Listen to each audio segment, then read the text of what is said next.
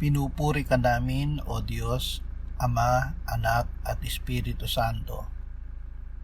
Salamat, Ama, na ibinigay mo sa amin si Jesus na iyong anak na namatay para sa aming kasalanan, iyong muling binuhay, iniakyat at iniluklok sa iyong kanan sa langit.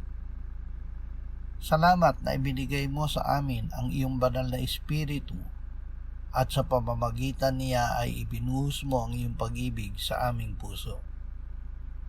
Salamat na inalis mo ang aming matigas na puso at binigyan mo kami ng bagong puso at bagong espiritu.